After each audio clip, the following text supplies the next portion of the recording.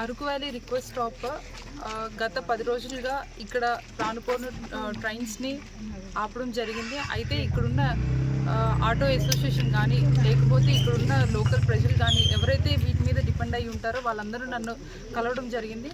అయితే కలిసిన రోజే అడిషనల్ డిఆర్ఎం గారితో మాట్లాడడం జరిగింది.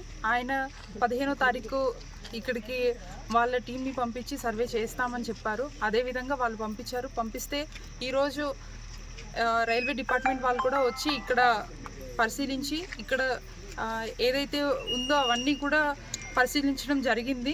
ఇక్కడున్న లోకల్ పీపుల్తో కానీ లేకపోతే ఇక్కడున్న ఆటో అసోసియేషన్ దీని మీద ఎవరైతే డిపెండెంట్ అయి ఉన్నారో వాళ్ళందరితో మాట్లాడడం జరిగింది. అదేవిధంగా నేను కూడా వాళ్ళతో మాట్లాడాను.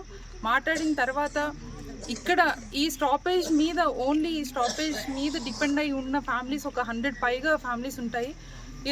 దాదాపు ఒక 30 years నుండి ఓన్లీ ఈ రాకపోకలు జరుగుతున్నాయి. ఇక్కడ స్టాపేజ్ అవుతుంది కానీ ఈ ఓన్లీ ఫర్ 10 days నుండి ఇక్కడ స్టాపేజ్ రాకపోవడం అండ్ వీళ్ళు పడుతున్న ఇబ్బంది నిజంగా బాధాకరం.